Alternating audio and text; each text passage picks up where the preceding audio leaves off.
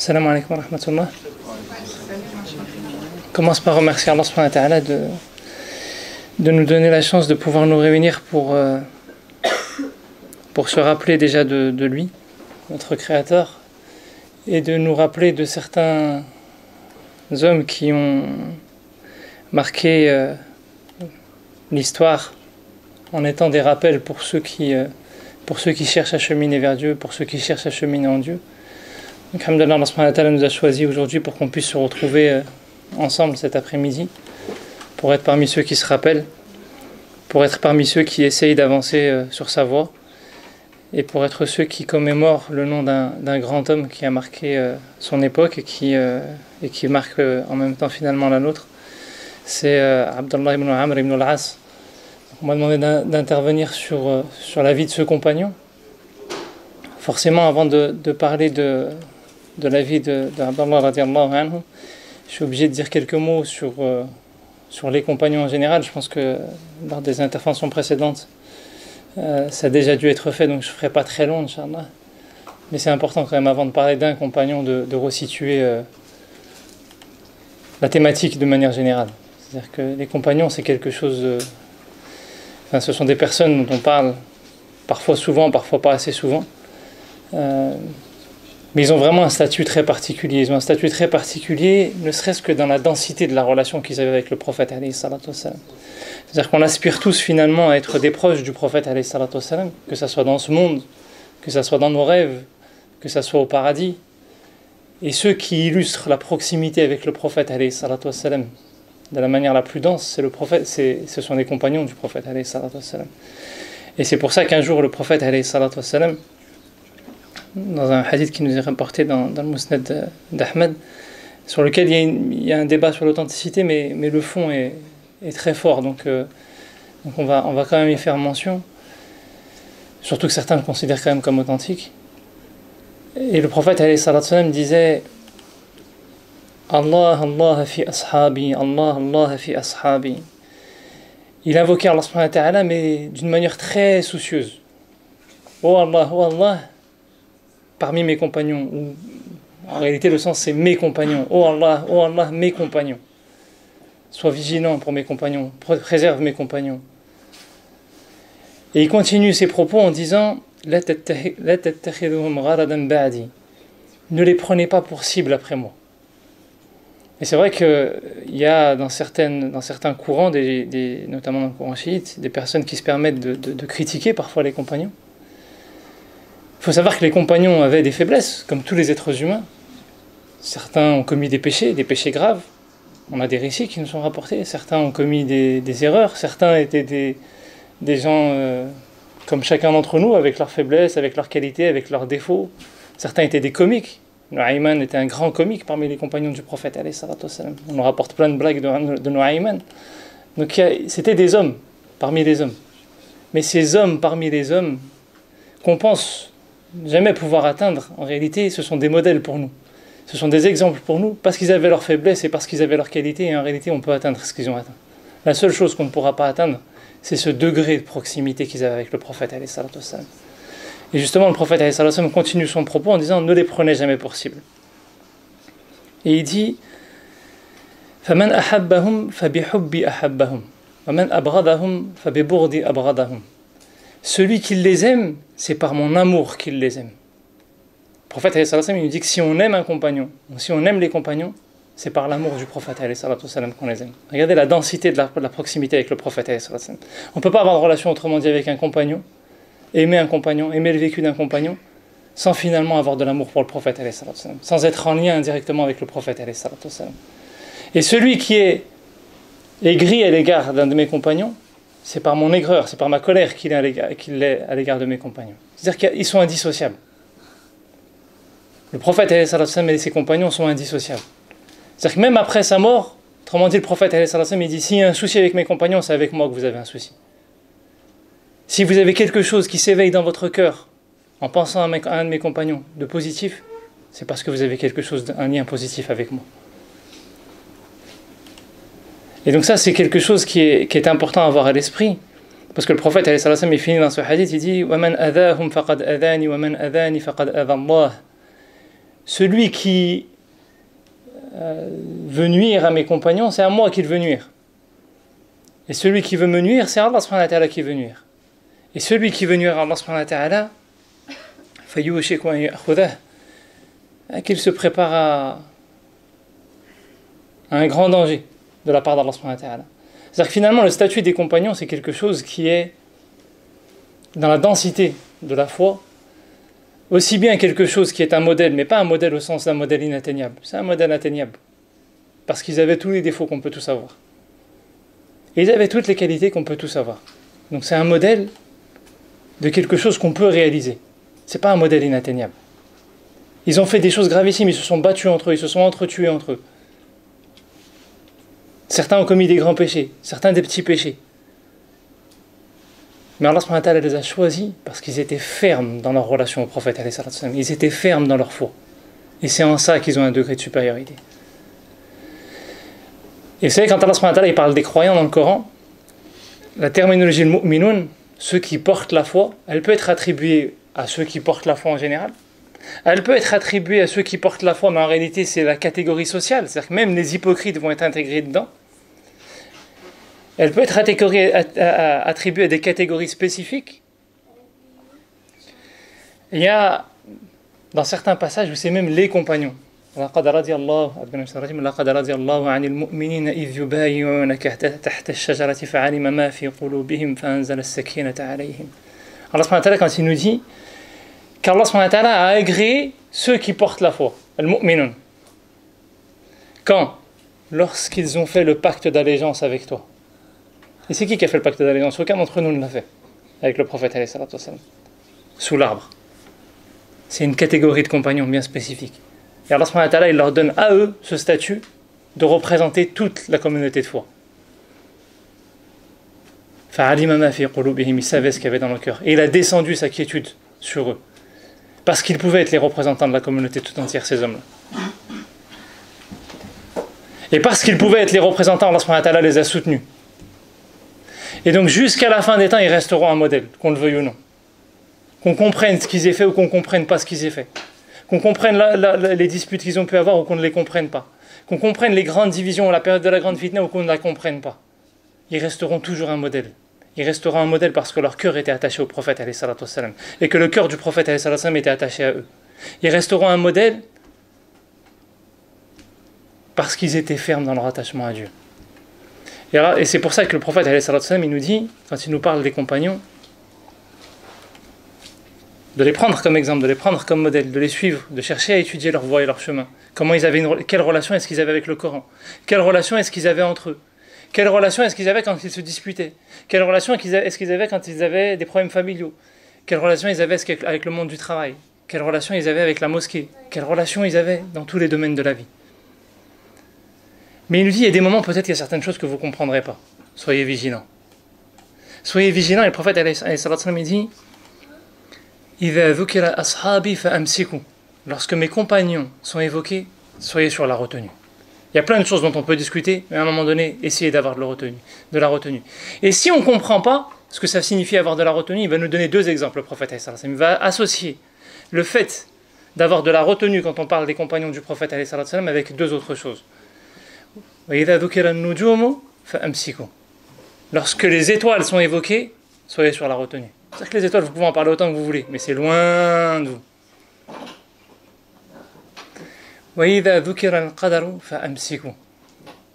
Et lorsque le destin est évoqué, si vous n'avez pas compris encore ce que c'est que les compagnons, même le destin, il y aura toujours une part que vous ne comprendrez pas dans le destin. On peut l'expliquer de différentes manières, on peut devenir un savant de cette question-là, on peut avoir lu tous les livres sur le sujet. C'est entre les mains d'Allah subhanahu wa ta'ala. Il n'y a que Allah subhanahu wa ta'ala qui connaît le ghaib. Et donc le qadar, vous ne comprendrez pas certaines choses. Il y a des choses qui vous échapperont totalement. Et bien Allah subhanahu wa ta'ala, le prophète alayhi salatu wassalam plutôt, quand il nous parle de ses compagnons, il nous dit, ayez ce scrupule-là, cette vigilance-là. Prenez-les comme modèles, parce qu'ils sont de vrais modèles, dans leurs qualités et dans leurs erreurs. Dans la manière dont ils ont géré leurs erreurs, dans la manière dont ils ont su utiliser leurs qualités. Mais soyez vigilants quand vous ne comprenez pas tout. L'introduction était un peu longue, mais elle était importante. Et on va passer sur la vie de Abdallah ibn Amr ibn al-As. D'ailleurs, vous savez que quand on parle de compagnons comme ça, dont le père était aussi un compagnon, on dit que l'agrément soit sur les deux, en réalité, parce qu'on est en train de parler de deux personnes. Et avant de parler de Abdallah, il faut parler de son père, Amr, puisque c'était le fils d'un autre grand compagnon qui était Amr ibn al-As.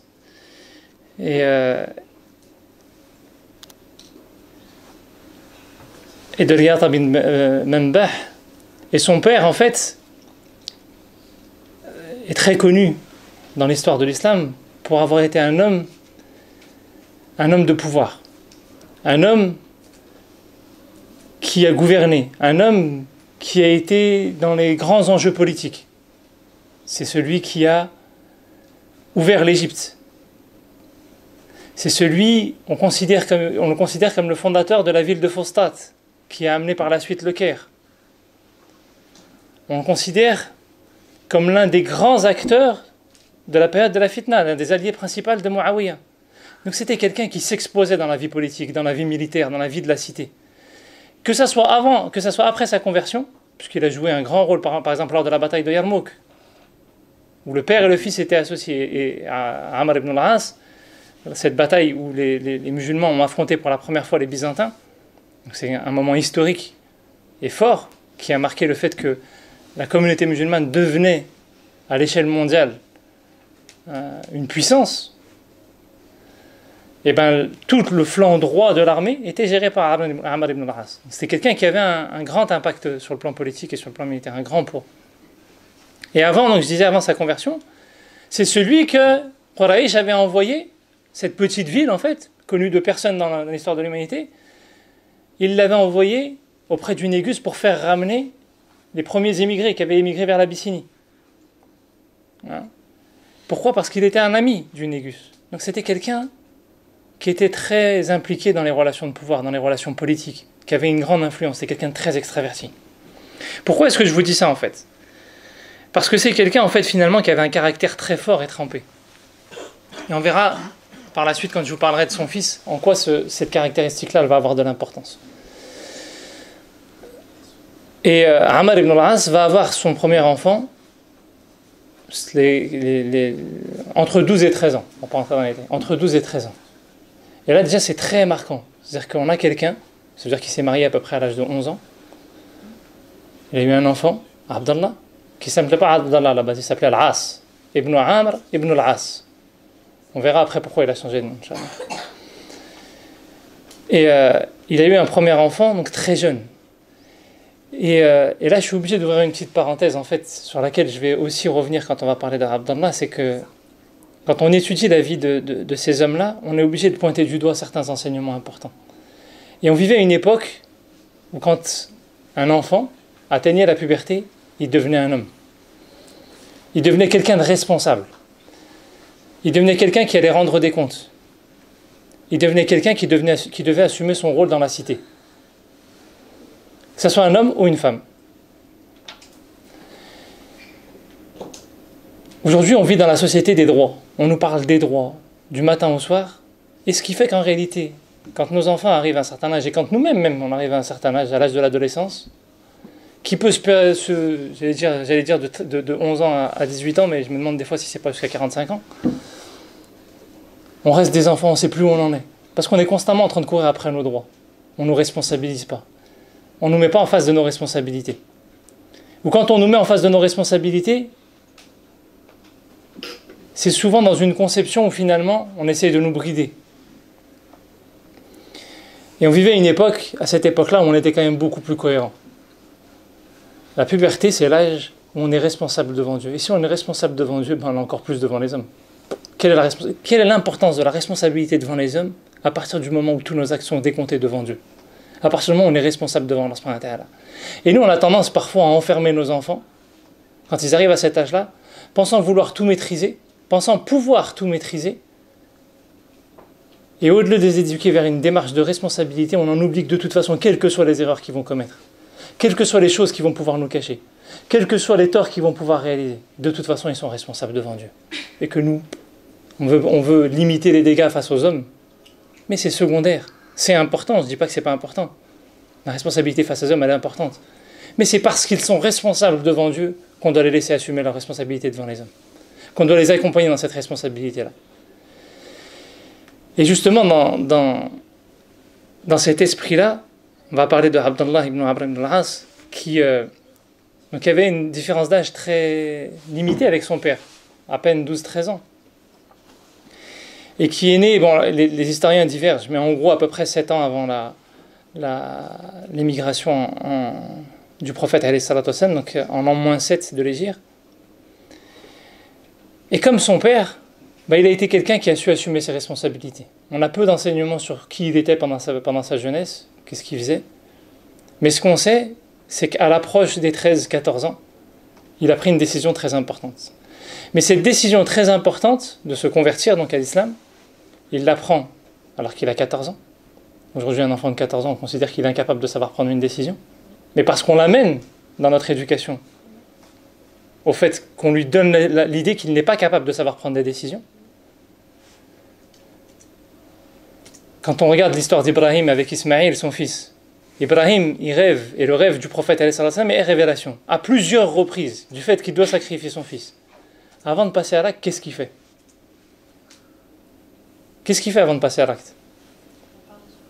Il en parle à son fils. Il lui demande son avis. Il lui dit, qu'est-ce que t'en penses? C'est-à-dire qu'il reçoit un ordre d'Allah subhanahu wa ta'ala et il va impliquer son fils dans la décision. Falamma aslama, Allah subhanahu wa ta'ala dit, et quand les deux ils se sont soumis à l'ordre d'Allah subhanahu wa ta'ala, c'est pas que le fait qu'Ibrahim se soit soumis, Ismaïl qui était un enfant à ce moment-là, selon nos critères à nous, mais qui était responsable devant Dieu, lui aussi il a accepté l'ordre d'Allah subhanahu wa ta'ala. Et c'est pour ça qu'Ibrahim avance. Parce qu'il n'est pas seul à se soumettre. Et ça c'est quelque chose de très important sur la manière dont on amène nos enfants à devenir des êtres responsables, qui assument leurs propres décisions. Et donc je disais, Abdallah ibn Amr ibn al-As, qui a 14 ans et qui prend une décision importante, mais resituer le contexte. Le prophète a fait l'hégire depuis 5 à 7 ans déjà. Il a quitté la Mecque, il est à Médine. Donc les quelques rares musulmans qui vivent à la Mecque sont des musulmans qui se cachent, qui ne diffusent pas le message de l'islam. On n'entend parler de l'islam que pour critiquer ce que fait le prophète dans la ville de la Mecque à ce moment-là. Que pour critiquer la position politique de Médine. On n'a pas des gens qui viennent nous prêcher l'islam du matin au soir ou qui nous font l'éloge du message de l'islam. Abdallah ibn Amr ibn al-As, donc qui est jeune à ce moment-là, très jeune, qui vit dans ce contexte-là, parce qu'il a la conviction intérieure que finalement le prophète est sur la bonne voie, il va prendre cette décision-là dans ce contexte-là et quitter la Mecque et aller rejoindre le prophète. Il va avoir le courage d'avoir ses propres opinions et de les assumer et d'assumer les conséquences derrière. Et ça c'est quelque chose qui est très fort et qui est très marquant parce que finalement cet enfant-là, qui pourtant est quelqu'un d'hyper introverti, c'est quelqu'un qui n'a pas du tout le caractère de son père. C'est quelqu'un qui s'expose pas forcément, qui s'expose pas à la vie de la cité. Il va savoir utiliser ses facultés.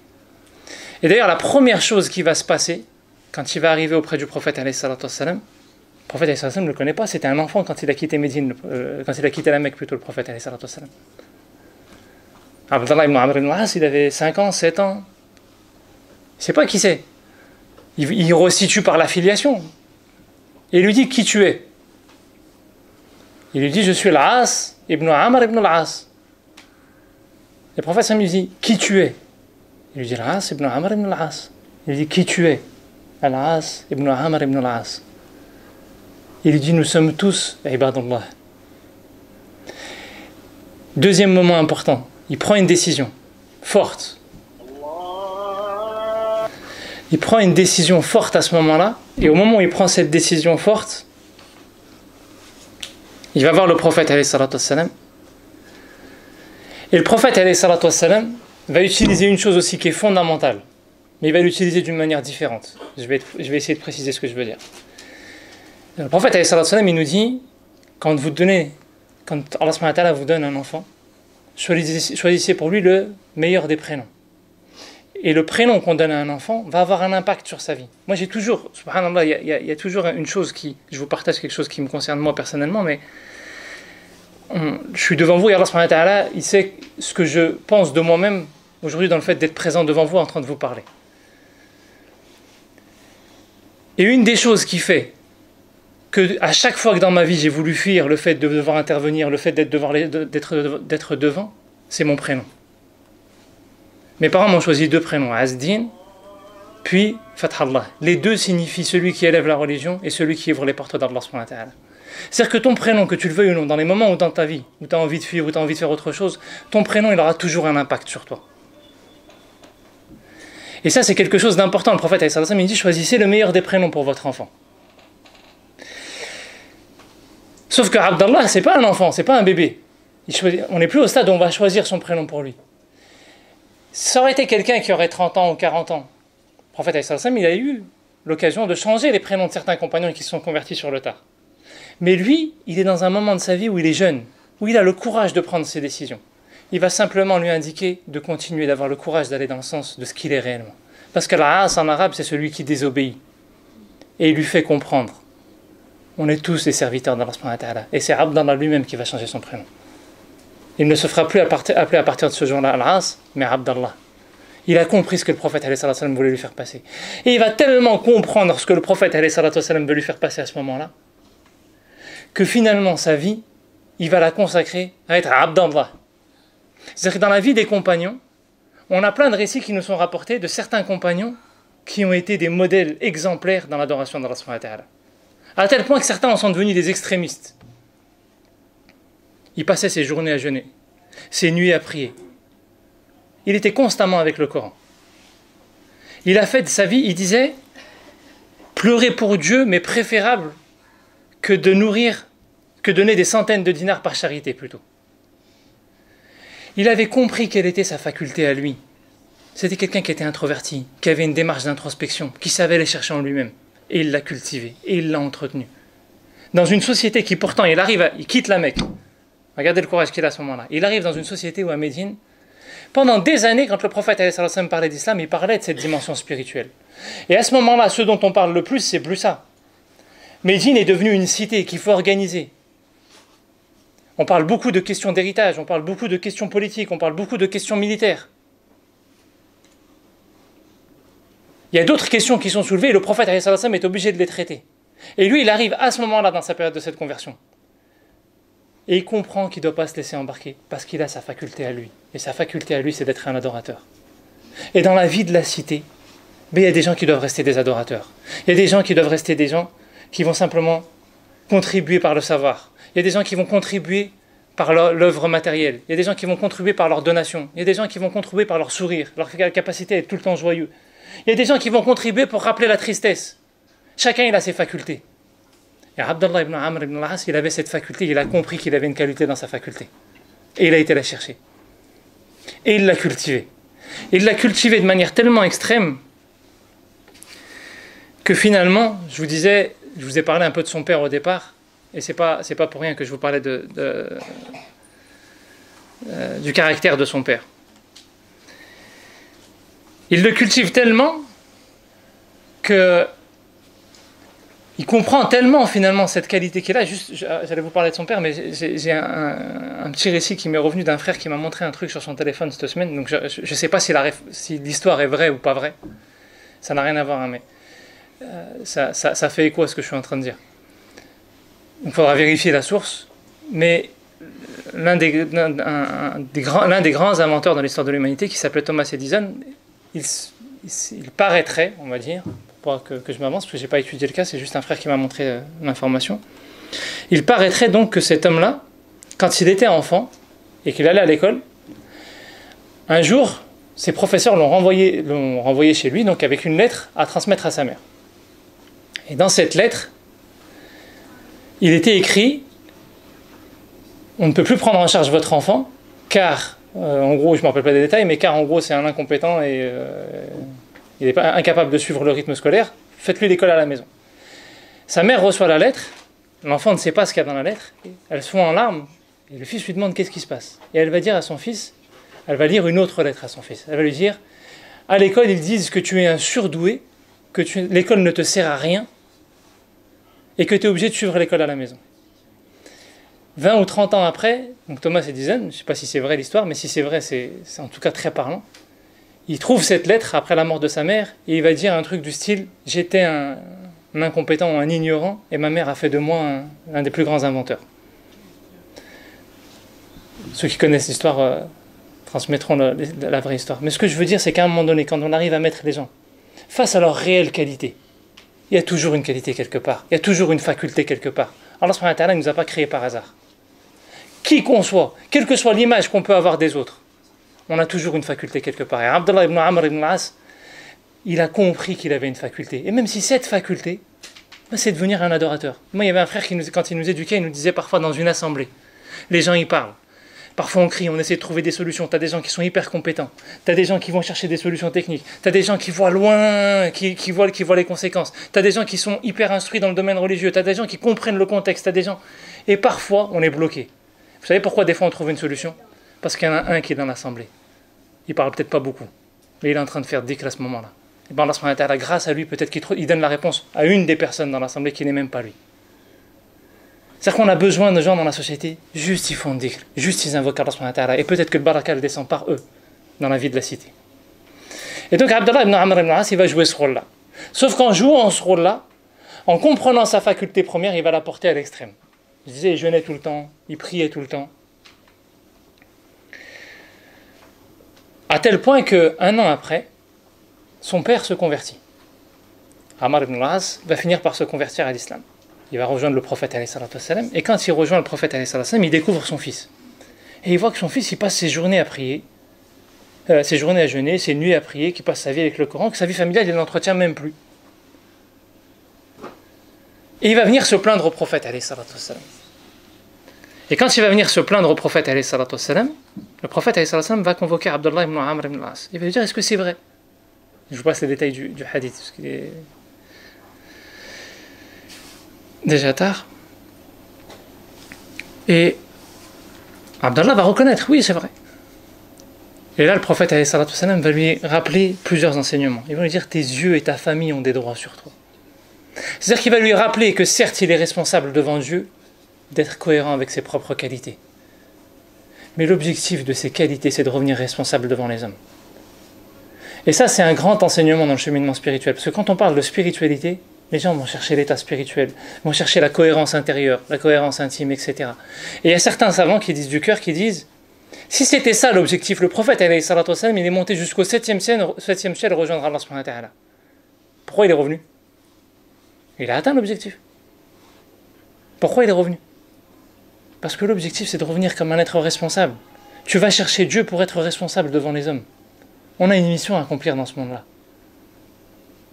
Et là, le prophète, alayhi salatu wassalam, il éduque Amr. Il lui dit, c'est bien tout ça, mais ça doit te servir dans ta mission devant les hommes. Et il va lui dire, à partir de maintenant, tu vas te contenter de jeûner 3 jours par mois. Et là, ils vont faire une négociation. Pas une négociation dans l'autre sens, comme quand on dit à son fils, parce que nous, on voit que le côté rigoureux. T'as pas fait ta prière aujourd'hui. Et lui, il cherche à en faire moins. Non, mais j'ai pas encore atteint l'âge, je peux en faire une de moins. Ou je peux en faire 2 de moins. Mais parce qu'il n'y a pas de goût. Là, Amr, il a le goût. Abdallah ibn Amr, il a le goût. Il en veut en faire plus. C'est toi qui es obligé de le freiner. Il a compris quelle était sa faculté. C'est toi qui es obligé de dire, attends, tu vas devenir extrémiste. Et tout ce qui est dans l'extrême est mauvais. Il a compris sa faculté. Et il a compris tellement sa faculté qu'il sait comment il doit faire pour aller vers Allah subhanahu wa ta'ala. Donc c'est toi qui es obligé de lui dire, attends, on va trouver un équilibre. Faut que tu ailles, mais dans un équilibre. T'es pas obligé de le tirer. Il faut qu'il trouve sa faculté. Et qu'est-ce qui fait que lui, il sait qu'il doit être quelqu'un qui va trouver sa voie dans la relation à Dieu, quelle que soit la manière, en donnant du temps à prier, en donnant du temps aux gens, en donnant du temps au savoir, en donnant du temps à... peu importe. Donc lui, il a trouvé sa voie. Il lui dit, ok, on va négocier. 3 jours par mois, non, ça ne me suffit pas. Il dit, 2 jours par semaine, le lundi, jeudi donc. Non, ça ne me suffit pas. Et donc là, il va lui proposer le jeûne de Daoud, 1 jour sur 2. Il dit, ça ne me suffit pas. Et le prophète lui dit, non. Au-delà de là, tu n'es plus dans l'équilibre. Parce que l'équilibre, c'est dans ma sunna, c'est dans ma voie. C'est pas que d'être dans le monde de l'invisible. Aujourd'hui, on a une société où on nous vend que le monde du visible. On voit que les apparences. Mais l'islam, c'est pas d'être que dans le monde de l'invisible non plus. C'est l'équilibre entre les deux. Et il dit, celui qui ne suit pas ma sunna, il se perd. Et pour le qiyam, pareil, ils refont une négociation. Et pour la lecture du Coran, vous savez qu'Abdallah ibn Amr ibn al-As, on disait qu'à cette période-là, il finissait le Coran en entier. Alors, à cette période, le Coran en entier n'était pas révélé, mais on avait à peu près les 2 tiers du Coran qui étaient révélés à ce moment-là. Donc c'est comme s'il lisait 40 hizb chaque nuit. Je ne sais pas si vous imaginez en gros ce que quand on sent qu'on est capable devant Dieu, qu'on a la vocation de faire ce qu'on est capable de faire. Et là, le prophète, pareil, il va l'éduquer, il va lui dire non, tu vas le finir une fois par mois. Non, donne-moi plus. Tous les 10 jours. Et là, après, on a tous les 3 jours, mais en fait, on sait qu'après, Abdallah ibn Amr ibn al-As finissait tous les 7 jours. Et d'ailleurs, dans l'étude du tafsir du Coran, il y a une grande méthode d'étude du tafsir qui vient de l'approche qu'avait Abdallah ibn Amr ibn al-As. Quand il finissait tous les 7 jours, il avait décomposé le Coran d'une certaine manière, en fait, notamment la première partie qui va de Fatiha jusqu'à An-Nisa avec le Maïda qui vient faire la synthèse. Et en fait, on se rend compte à travers l'étude qu'il avait, la lecture qu'il avait quotidienne, qu'en fait, les thématiques du Coran se répètent à travers ces 7 cycles-là. Donc c'est une grande approche du tafsir du Coran qui s'est basée sur l'approche d'Abdallah ibn Amr ibn al-As à la suite de cet incident. Et donc finalement, il va retrouver un certain équilibre qui va l'amener à être plus responsable. Mais avant de parler de comment il va traduire cette responsabilité, je voudrais dire une chose. C'est que son père, à ce moment-là, vous vous rappelez ce que je disais sur la relation parent-enfant, où des fois on veut faire en sorte que notre enfant, nous on a tel caractère, on a tel tempérament, on voit la société évoluer de cette manière-là, on veut faire notre enfant, le faire rentrer dans un moule qui n'est pas lui. Et là, Abdallah ibn Amr ibn al-As, il a réussi à avoir cette faculté-là. Mais ça ne veut pas dire qu'à un moment donné, quand on voit notre enfant prendre la tangente, partir vers les extrêmes, on n'a pas un rôle d'intervention. Ça ne veut pas dire l'abandonner et faire n'importe quoi. On doit avoir un rôle. À un moment donné, il y a une limite. À un moment donné, on doit recadrer. Et là, son père, il va intervenir. Il voit qu'il est en train de se perdre, son fils. Il était sur la bonne voie. Il l'a été même avant lui. Et il a été obligé lui-même de reconnaître que son fils l'avait anticipé sur la bonne voie et que c'est lui qui avait raison. Mais il reste son père. Avec son expérience, avec la connaissance qu'il a de son enfant. Et il voit qu'à ce moment-là, il est en train de se perdre. Et il va réintervenir. Et il va faire intervenir celui qui a autorité. Le prophète, celui qui peut, quand il va le conseiller, quand il va lui dire, va l'écouter. Parce qu'il sait que son père, quand il lui parle, il ne va pas l'écouter. Parce qu'il lui a parlé et qu'il ne l'a pas écouté. Il a accepté de ne pas être écouté à ce moment-là. Sauf qu'il va y avoir une chose importante que le prophète va lui dire ce jour-là, qui va avoir une incidence sur la fin de sa vie. Et on y reviendra tout à l'heure, c'est... Donc le prophète va lui dire, prie et dors. Mange, et jeûne et mange, prie et dors. Et obéis à ton père. Dans d'autres versions, il dit mange de la viande, enfin bref, etc. Ce passage-là, il m'a toujours fait rire dans le sens où parfois, on vit une époque où sur le rapport à la viande, par exemple, on vit une période d'incohérence. Manger de la viande halal, c'est devenu compliqué. Le traitement des animaux, c'est devenu une catastrophe. Et il y a beaucoup de gens qui disent, la solution, c'est bon, on devient végétarien. C'est fuir le problème. Le prophète, c'est pas ce qu'il nous enseigne. C'est pas de fuir le problème. Justement, là, c'est ce qu'il dit à ce moment-là. C'est d'assumer. Il y a une incohérence, trouve une solution pour que ça devienne cohérent. Au moins, toi, à ton niveau, au niveau de ta famille. Donc, je reviens sur Abdallah ibn Amr ibn al-As, qui va, par le biais de l'intervention de son père à ce moment-là, et à l'intervention du prophète, savoir se remettre en question. Parce que Abdallah ibn Amr ibn al-As, c'était quelqu'un qui a su aller chercher ses facultés, qui n'était pas tout le temps en train de regarder ses défauts, qui était conscient qu'il avait des lacunes, et qui savait se remettre en question. Quand il voyait que finalement il abusait sur son cap ou qu'il n'était pas forcément tout à fait droit sur le chemin, il changeait. Le prophète lui dit c'est pas bon, ok, je vais revenir. Et il était tellement comme ça que un jour, le prophète il va recevoir il va être avec les compagnons dans une assemblée à la mosquée. Et le prophète va dire aux compagnons, vous allez voir rentrer par cette porte une personne parmi les gens du paradis. Si je vous dis ça maintenant, si c'est moi qui vous le dis, vous allez dire, de toute façon, lui, qu'est-ce qu'il connaît? Mais si le prophète le dit, on se dit, c'est qui la personne? C'est-à-dire que ça y est, il a le paradis, lui, ça devient un exemple en soi. Et là, il y a un homme qui rentre. Pas de caractéristiques particulières, et vous savez quoi? Jusqu'à maintenant, on ne sait pas qui c'est cet homme. Vous imaginez que le prophète a dit, et c'est pas fini l'histoire, d'un homme qui va rentrer au paradis et on ne sait pas qui c'est. Pourquoi? Parce qu'en islam, il n'y a pas cette idée du héros. C'est dans certaines traditions, on a fait du martyr quelque chose de très négatif. Dans le sens où on en fait des héros. Non, en islam, le martyr, il est devenu martyr pour Dieu. Pas besoin d'en faire un héros de la terre ou un héros de ce monde-là. On ne cherche pas des héros. On cherche des gens qui sont sereins et sains dans leur relation à Dieu, sereins et sains dans leur relation aux hommes. Et s'il est mort pour Dieu, ben il est mort pour Dieu. Et cet homme-là, qui était quelqu'un parmi les gens du paradis, c'était quelqu'un de simple, et tu n'as même pas besoin de connaître son nom. Parce qu'il n'est pas un héros. C'est quelqu'un, et on verra juste à la fin, c'est très cohérent avec ce qu'il était justement cet homme-là. Deuxième jour, le prophète, un autre jour, était avec les compagnons du prophète, et le prophète leur dit la même chose. Par cette porte va rentrer quelqu'un du paradis. Qui rentre? Le même. Alors on commence à se dire, oh, et lui, il a quelque chose, celui-là. Troisième fois, la même chose. Là, il y a un message que le prophète veut faire passer. Et Abdallah ibn Amr ibn al-As, il comprend qu'il y a un message à ce moment-là.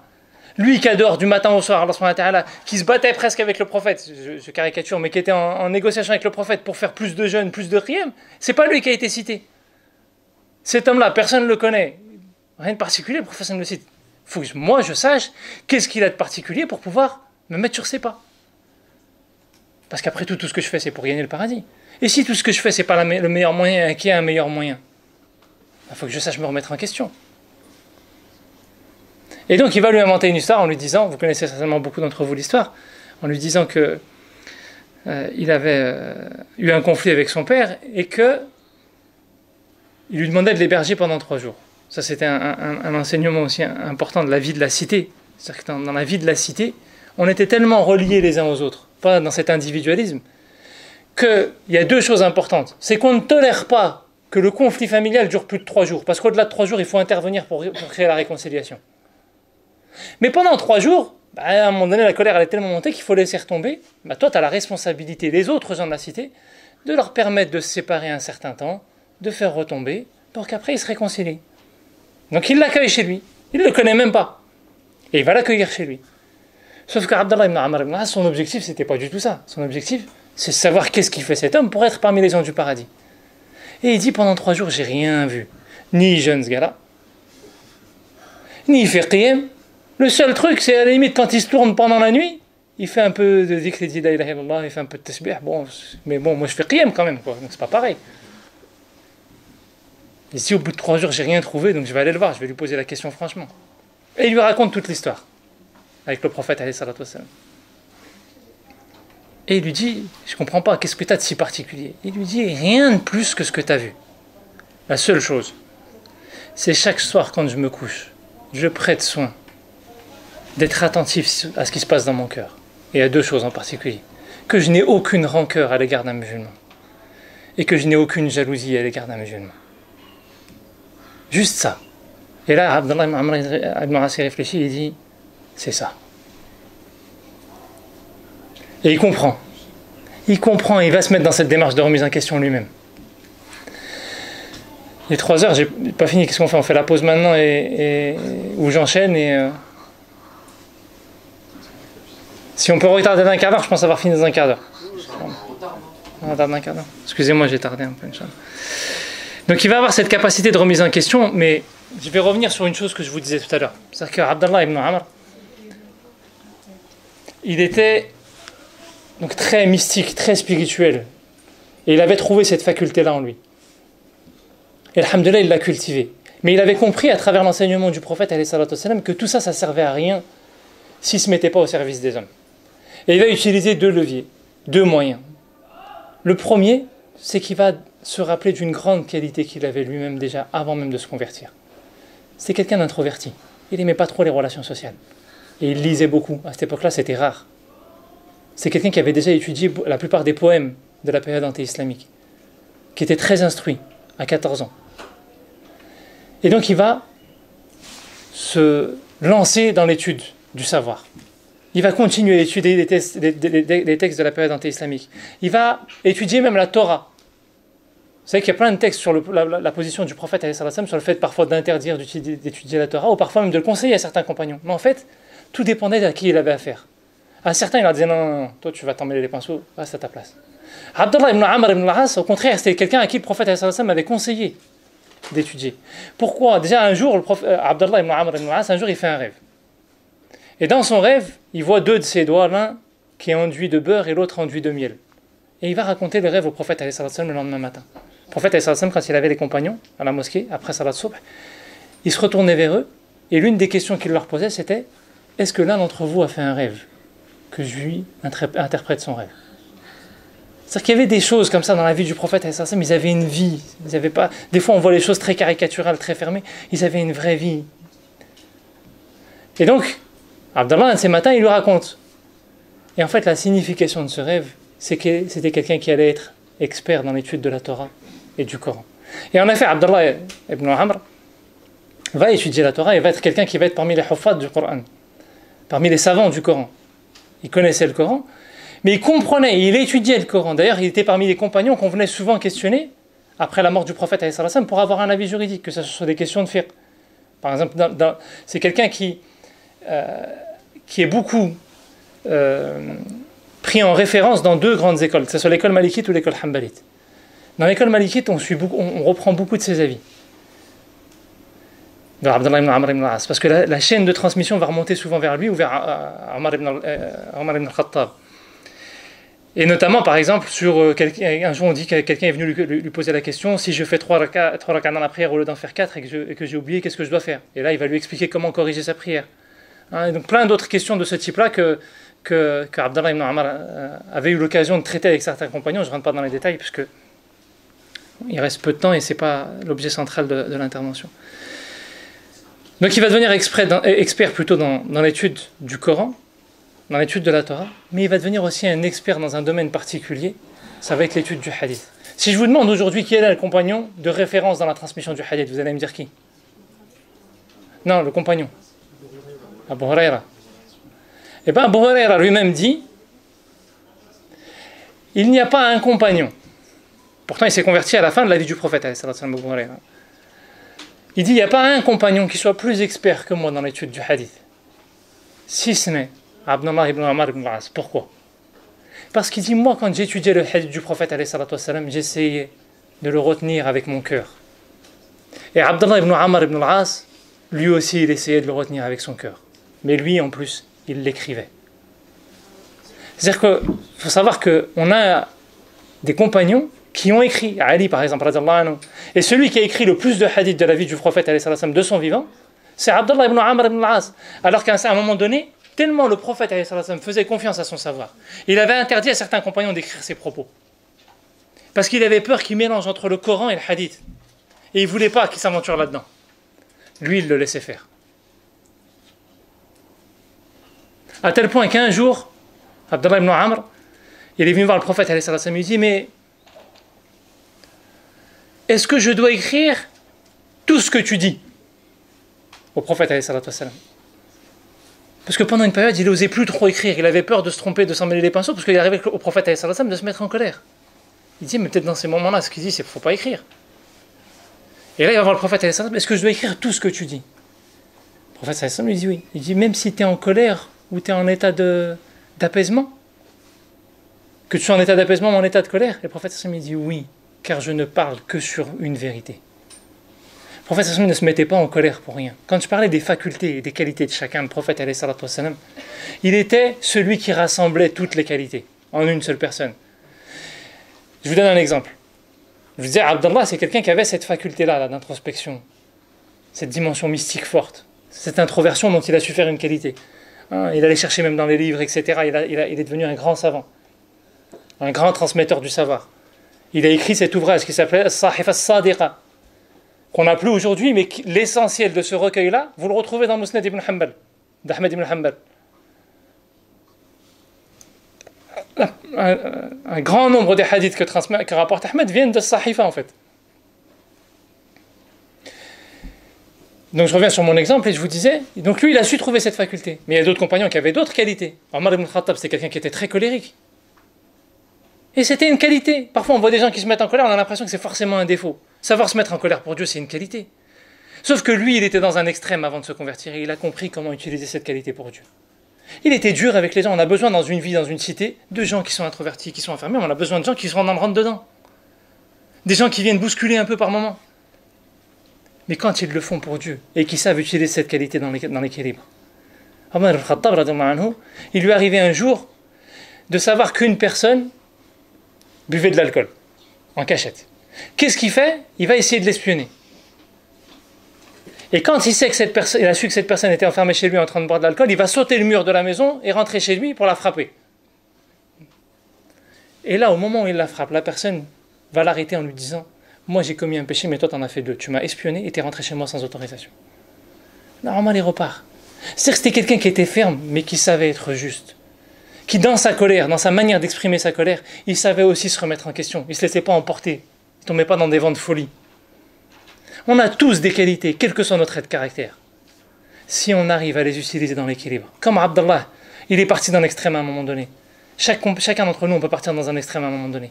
Tant qu'on utilise cette qualité pour revenir à un équilibre. On a une faculté, il faut savoir l'utiliser dans l'équilibre. C'est tout ce qu'Allah subhanahu wa ta'ala nous demande.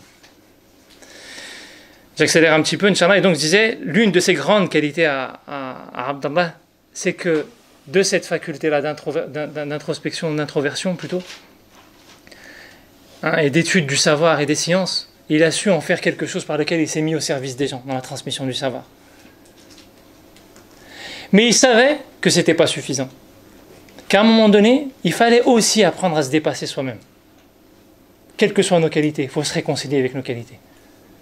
Il faut savoir aller chercher le meilleur de ses qualités. Il faut savoir trouver l'équilibre dans ses qualités. Mais Allah subhanahu wa ta'ala est celui qui est capable de tout. Et quand on chemine vers Dieu, on doit avoir cette audace de savoir dépasser nos propres limites à un moment donné. Et c'est pour ça que Abdallah ibn Amr, il était de toutes les expéditions. Pourtant, ce n'était pas son tempérament. Et pourtant, physiquement, quand on décrit Abdallah ibn Amr, c'était quelqu'un de grand, qui mangeait très peu et qui pourtant était imposant. Qui avait le teint rouge, c'est-à-dire que dans la vie, il se faisait remarquer forcément. Mais il a su utiliser cette qualité d'introspection, etc. Il n'a pas voulu faire autre chose. Mais il a su se dépasser quand il fallait le faire. Quand il fallait partir au combat, il était à Yarmouk, il était de toutes les expéditions. Et je vais finir sur l'un des grands moments de sa vie, en fait, et puis je rapporterai un texte de sa part, j'en avais plusieurs que je voulais vous citer, mais on va conclure sur ça. L'un des moments de sa vie qui a été peut-être le plus marquant pour lui, on est obligé d'en parler, c'est quand son père va venir le voir lors de la bataille de Siffin, lors de l'affrontement entre les musulmans, avec le camp d'Ali et de Muawiyah. Amr ibn al-As était le principal allié de Muawiyah. Et il va venir voir son fils en lui disant: viens combattre avec nous. Il faut venger la mort de Uthman qui a été tué injustement. Ali ne veut pas faire sanctionner, on doit combattre pour faire exiger que la sanction soit appliquée. Qui a tort, qui a raison, c'est ce que je vous disais au départ. À ce moment-là, ce qui s'est passé dans ces gens-là, on peut avoir plein d'analyses sur l'aspect politique. Mais il y a une chose qui est certaine, c'est que tout se faisait pour Dieu. Et quand on fait pour Dieu, on peut se tromper. Ça ne veut pas dire qu'on a raison. L'intention ne suffit pas. Mais l'intention est primordiale. Et eux, on ne peut pas remettre en cause leur intention. Lui, il va dire à son père: non. Comment tu veux que je prenne les armes contre des musulmans alors que le prophète nous l'a interdit? Et là, il va lui rappeler: rappelle-toi de ce que t'a dit le prophète, obéis à ton père. Et donc, il va partir. C'est que parfois dans la vie, on est confronté à des situations où on ne sait pas où il est l'équilibre. On ne sait plus ce qu'on doit faire. Il faut avoir l'audace d'avancer, mais en étant vigilant quand on avance. Et là, il va se rappeler, à ce moment-là, la première chose que j'ai à faire, c'est d'obéir à mon père. Donc je vais avancer et on verra bien. Et il va avancer avec vigilance. Il va avancer en étant parmi les troupes.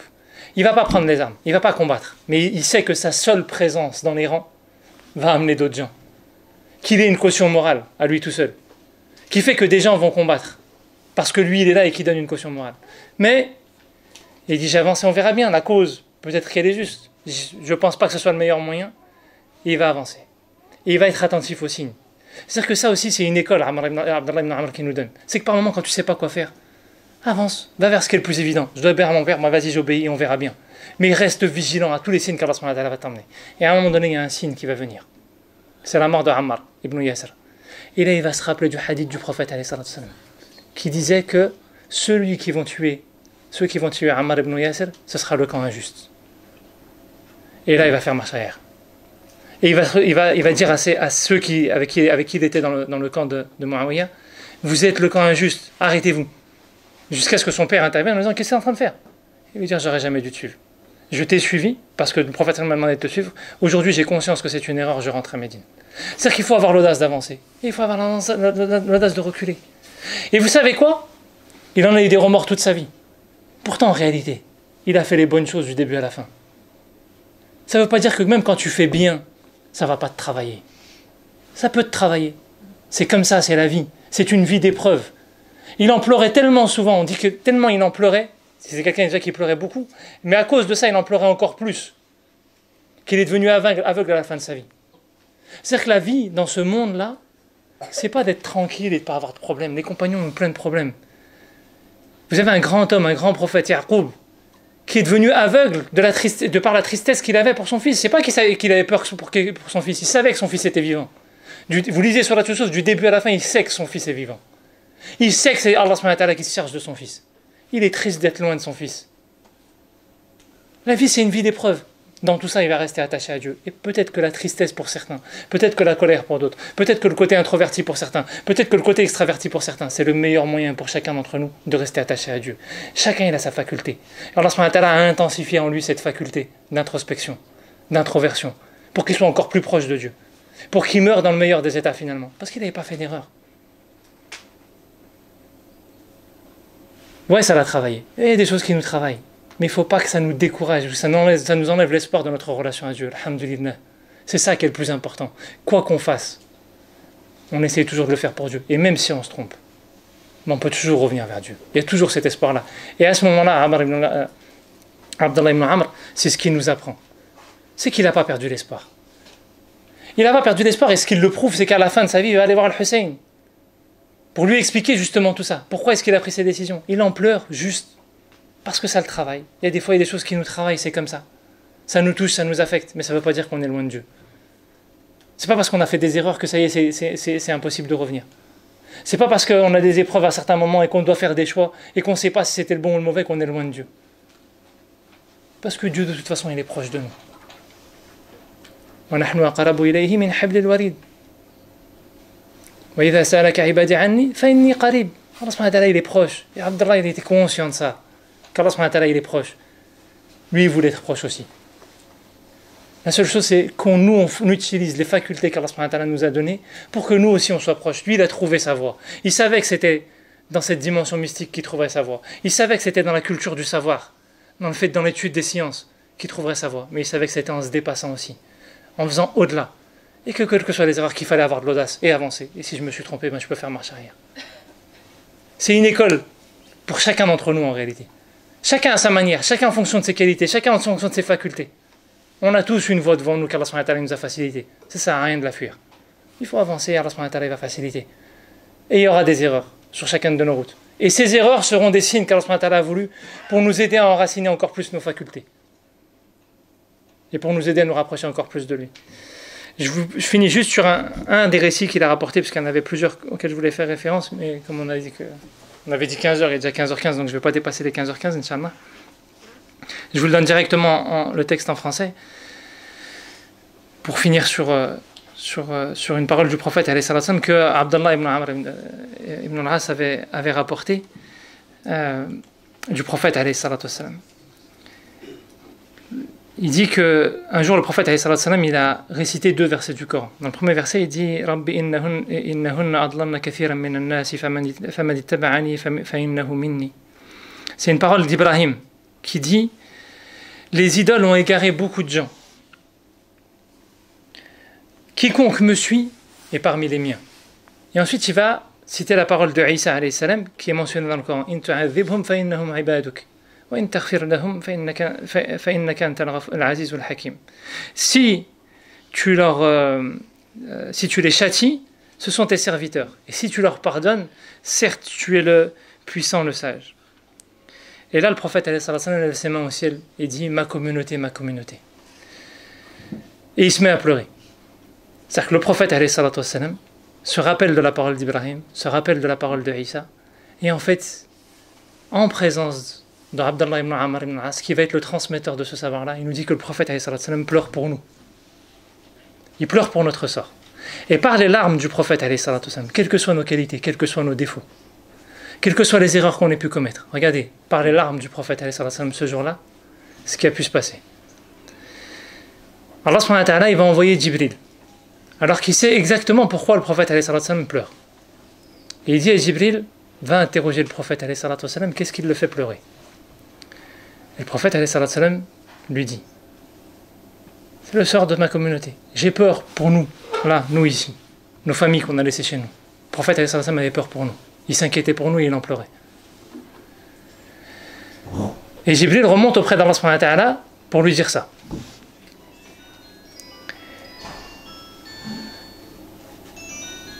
Et Allah subhanahu wa ta'ala, qui sait déjà mieux, renvoie Jibril et dit-lui que j'ai un message à lui transmettre. Et il va redescendre. Et il lui dit, Jibril, il vient voir le prophète alayhi salatu wassalam et il lui dit, Allah subhanahu wa ta'ala m'envoie te dire une chose. Sanurdika fi ummatik wa la nasu'uk. On va te donner satisfaction, je vais te donner satisfaction dans tout ce qui concerne ta communauté et je ne te décevrai pas. C'est-à-dire qu'Allah subhanahu wa ta'ala dit au prophète qu'il ne va pas décevoir le prophète alayhi salatu wassalam, qui s'est inquiété pour nous, quels que soient nos chemins, quelles que soient nos voies, tant qu'on reste attaché au prophète alayhi salatu wassalam, à cette voie-là, à la voie de ces hommes qui nous ont transmis qui était le prophète alayhi salatu wassalam, qui était cet homme exemplaire, qui était cet homme qui ne nous connaît pas et qui s'est soucié de nous. Tant qu'on reste attaché à ça, il ne faut jamais désespérer de quoi que ce soit, de quelque erreur qu'on ait pu faire, de quelques faux pas qu'on ait pu faire, de quelques défauts qu'on peut avoir. On a tous des qualités. Et Abdallah ibn Amr, c'est un exemple de quelqu'un qui a su saisir ses qualités. Et chacun d'entre nous, on a la capacité à les saisir, Inch'Allah. Donc je vais finir sur ça. أقول قولي هذا وأستغفر الله لي ولكم فاستغفروه إنه هو الغفور الرحيم سبحانك اللهم وبحمدك أشهد أن لا إله إلا أنت وأستغفرك وأتوب إليك وأستغفرك وأتوب إليك وأستغفرك وأتوب إليك